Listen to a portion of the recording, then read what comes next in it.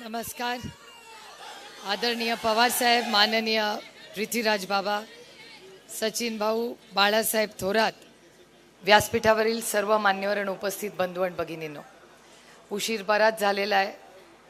2-3 महत्त्वाची भाषणं व्हायची आहेत, त्याच्यामुळे मी आपला फारसा वेळ घेणार नाही. पण मी काँग्रेस पक्षाचे माननीय सोनियाजी, माननीय उद्धवजी, माननीय अरविंद केजरीवाल, व्यासपीठावरील सगळे आपले मित्र पक्ष, त्याचबरोबर समाजवादी पक्ष, बाळासाहेब आंबेडकर, या सगळ्यांचे मनपूर्वक आभार मानते की माझ्या उमेदवारीला त्या सगळ्यांनी सहकार्य आणि आशीर्वाद द्यायचा निर्णय घेतलेला आहे. 3 वेळा आपल्या सगळ्यांच्या आशीर्वादाने बारामतीची लोकप्रतिनिधी व्हायची संधी मला तुमच्या सगळ्यांच्या आशीर्वादाने मिळाली.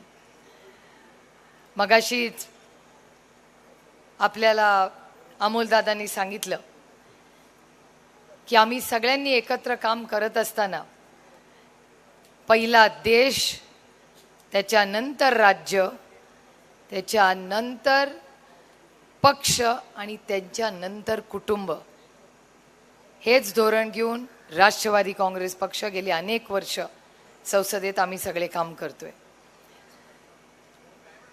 आज आमच्यावर, माझ्यावर, अमोलदादावर तर प्रचंड टीका होते.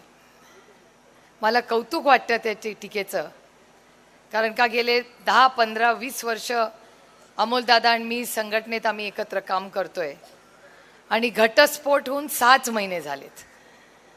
मग 18 वर्ष आमच्या दोघांच्या विरोधात कोणी न बोलणारे आज आमच्याबद्दल वैयक्तिक टीका करतायत. पण अमोलदादा आणि मी कधीच वैयक्तिक टीका केली नाही आणि आमच्या संस्कृतीत बसतच नाही, कारण का आमच्या कामातून आणि आम्ही पार्लमेंटमध्ये केलेल्या कामातूनच आमची पोचपावती आहे. आणि हे इलेक्शन आता ना अमोलदादाच्या हातात राहिलं आहे ना माझ्या हातात राहिलं आहे. हे इलेक्शन आज महाराष्ट्राच्या जनतेने हातात घेतलेलं आहे आणि आज ही महाराष्ट्राची मायबाप जनता त्यांच्या अन्यायाला कंटाळली. लोक दबक्या आवाजात फोन करतात आणि सांगतात आम्हाला फोन आला होता. आता कोण फोन करतं, काय फोन करतं हे मला नाही माहिती, मी काय विचारत बसत नाही, कारण का दुसरे का घर में झांकने का शौक नहीं है मुझे. पण मला सगळ्यांना एक सांगायचं आहे की जो तुम्हाला धमकी देतो त्याला फक्त माझा मोबाईल नंबर द्या. याचं कारण असं की ते ज्यांना घाबरतात ना दिल्लीत, त्यांच्या समोरच अमोलदादा मी भाषण करतो आणि डंके की चोट पे भाषण करतो. आणि मला माहिती आहे उन्हाळा खूप झालेला आहे, त्याच्यामुळे बर्फ म्हणजे आईस लागतोय सगळ्यांना. आईस म्हणजे इन्कम टॅक्स, CBI, ED. आणि त्याच्यामुळे ह्याची काय फार चिंता आपल्याला करायची नाही. हम लोग खाली हाथ आए और खाली हाथ ही जाएंगे. पण खाली हाथ जाने के पहले बहुत काम करना है, क्योंकि देश की सेवा कर रही है. आणि मला या निमित्ताने तुम्हाला सांगितलं, इतके वर्ष मी मोठ्यांचा मान सन्मान म्हणून कधी ग्रामपंचायत, कारखाना, बँक, दूध संघ याच्यात कधी लक्ष घातलं नाही, कारण का माझ्यावर झालेले संस्कार असे की घरातला मोठा माणूस ते करत असेल तर आपण एक पाऊल मागे राहून मदत करावी, कधी त्याच्यात गडबड करू नये. पण मला आज उपस्थित राहिलेल्या प्रत्येक कार्यकर्त्याला सांगायचे की आम्ही सगळे आता लोकसभा झाल्यानंतर विधानसभा होईल आणि त्याच्यानंतर ग्रामपंचायत, कारखाना, सोसायटी, कॉर्पोरेशन, जे कॉर्पोरेशनचं जी इलेक्शन होतील त्याला पूर्ण ताकदीने महाविकास आघाडी लढणार आहे. त्याच्यामुळे आता बरंच काय काय सांगितलं जातं. माझ्यावरही अमोलदादा तुमच्यासारखी टीका होते की 10 वर्षात कुठलाच केंद्रातला निधी आला नाही. मला अतिशय प्रांजळपणे, विनम्रतेने त्यांना सांगायचंय की कदाचित माझा कार्य अहवाल तुम्ही वाचला नसेल, मराठीतच आहे. आणि 3 तो सगळं म्हणजे इंग्रजीमध्ये पण आहे, हिंदीमध्ये पण आहे, उर्दूमध्ये पण आहे, पण मराठीत पण आहे. आणि त्याच्यामुळे तो कार्य अहवाल मी त्या सगळ्यांना पाठवणार आहे जे माझ्यावर आज टीका करतायत. अतिशय विनम्रपणे चांगलं पॅकिंग करून पाठवणार आहे. त्यांनी जमलं तर थोडासा वेळ काढून तो वाचावा, कारण का माझा ये वाला लेते हैं। Inverter AC. आप गैम्बलर हो ना? गैम्बलर? जुआ खेलते हो ना? तुम जुआ खेलते हो? अरे नहीं, ये तो कुछ भी बोले जा रहे हैं। इतनी महंगी और नाजुक एसी खरीद कर स्टेबलाइजर नहीं लोगे तो ये जुआ नहीं हुआ तो क्या हुआ? सिर्फ एक फ्लक्चुएशन आपके इन्वर्टर एसी के पार्ट्स को डैमेज कर सकता है। उसे वी गार्ड से सुरक्षित रखिए। V guard, India's number 1 stabiliser. कामावर माझा इतका विश्वास आहे की उद्या असं होऊ नये, म्हणजे त्यांच्या हितासाठी बोलतेय, की मला असं वाटतं माझा जर पूर्ण कार्य अहवाल पार्लमेंटमधला कामाचा आणि पार्लमेंटरी परफॉर्मन्सचा झाला तर ते सगळे जे वाचणारे आहेत आणि आज माझ्यावर टीका करतायत, कार्य अहवाल वाचल्यावर उद्या मलाच मतदान करतील याची मला तरी गॅरंटी आहे, आणि ही शब्दाची गॅरंटी आहे, ती वाली गॅरंटी नाही आहे. त्याच्यामुळे दुर्दैव आहे की इतका पर्सनल अटॅक. अमोलदादांनी बरेच गोष्टी, काल बऱ्याच घटनाही झाल्या, पण मला तसलं राजकारण करायचं नाही आणि मध्ये केली नाही. त्यांनी किती खाली पातळी सोडून टीका केली आमच्यावर, तर आम्ही आमची भाषणं अजून उंचीवर नेऊ, पण त्यांच्या पातळीवर जाऊन आम्ही खाली भाषणं करणार नाही, कारण का ही लढाई माझ्याशी वैयक्तिक नाहीच आहे. माझी लढाई महाराष्ट्रात कुणाशीच नाही आहे. माझी लढाई त्या अदृश्य शक्तीच्या विरोधात आहे जो मराठी माणसाच्या आज मुळावर उठलाय. आज मराठी माणूस, तुम्ही बघा सगळे पक्ष जे फोडलेत ते सगळे मराठी माणसाचेच फोडलेत. ते जो विरोध करतात तो मराठी माणसाच्याच विरोध करतात. आज ज्या नोकऱ्या घालवल्या आहेत, अमोलदादा तुमच्या मतदारसंघात फॉक्सॉनची इन्व्हेस्टमेंट येणार होती, 2 लाख नोकऱ्या तिथे होणार होत्या.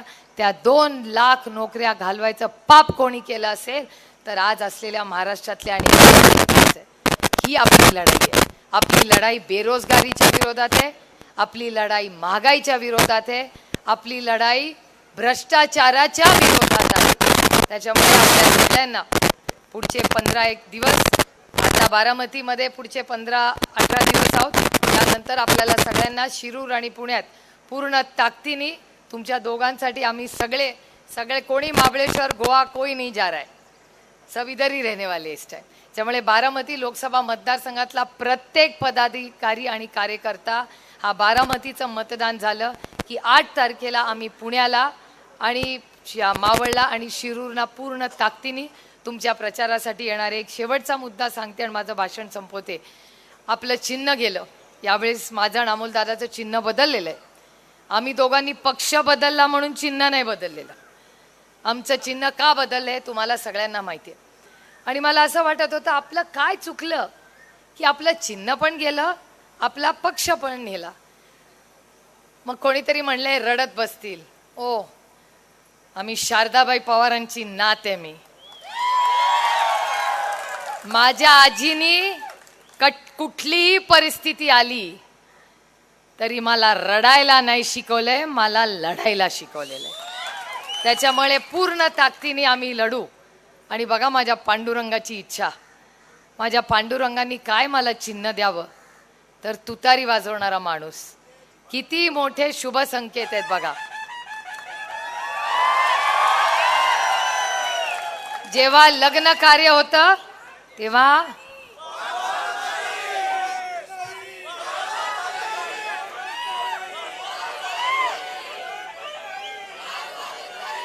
रामकृष्ण हरी. आता बघा लग्न कार्य तुतारीच वाजते. नवीन काही काम करता सुरुवात असते, दुकानाचं ओपनिंग, माझ्या शॉपीचं ओपनिंग, माझ्या मोबाईलच्या दुकानाचं ओपनिंग, तुतारीवाला माणूसच तिथे असतो. आणि जेव्हा मंदिराची प्राण प्रतिष्ठा होते तिथे पण तुतारीवाला माणूसच असतो. आणि महाराष्ट्र सरकारचं कुठलंही मोठं काम असतं, कुठलंही चॅनल पण चालवून बघा, तुमच्या चॅनलच्या जाहिरातीत पण तुतारी वाजवणारा माणूसच असतो. त्याच्यामुळे हे शुभ संकेत आहेत. आणि छत्रपती शिवाजी महाराजांनी जेव्हा युद्ध पुकारलं तेव्हा ही तुतारीच वाजली होती. त्याच्यामुळे आपल्याला ही तुतारी, आणि तुतारी अर्थातच कोणाच्या हातात द्यायची आहे, आमचे बंधू रवींद्र दंगेकरजींच्या हातात आपल्याला ही तुतारी द्यायची आहे.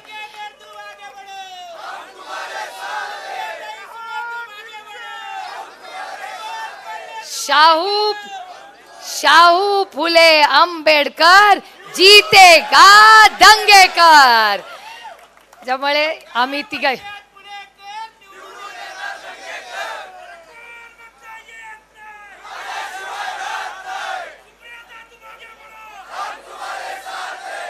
मी शिवसेनेचे मनपूर्वक आभार मानते की एका हातामध्ये तुतारी आहे आणि दुसऱ्या हातात मशाल आहे. आणि आज आपल्याला हे जे महाराष्ट्राला उद्ध्वस्त करायसाठी हे दिल्लीचं षडयंत्र चाललंय, त्यांना त्यांची जागा दाखवायचं काम आपल्याला बारामतीला 7 तारखेला आणि आपल्याला शिरूरला आणि पुण्याला 13 तारखेला.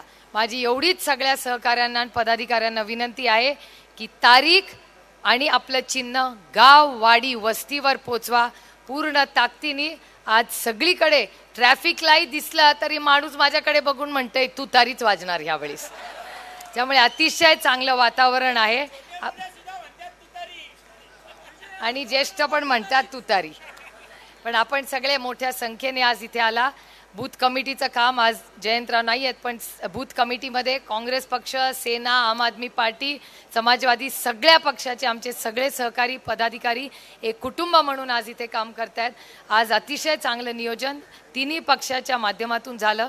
याबद्दल सगळ्या पक्षांचे मी मनपूर्वक आभार मानते. आणि आज बाहेरून आलेल्या पृथ्वीराज बाबांचे आणि रामकृष्ण हरी वाजवा तुतारी. धन्यवाद.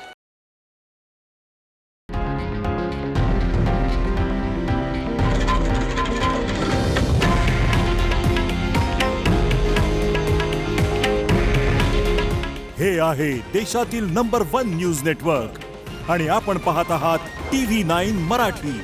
काळजी तुमची, हित महाराष्ट्राचं.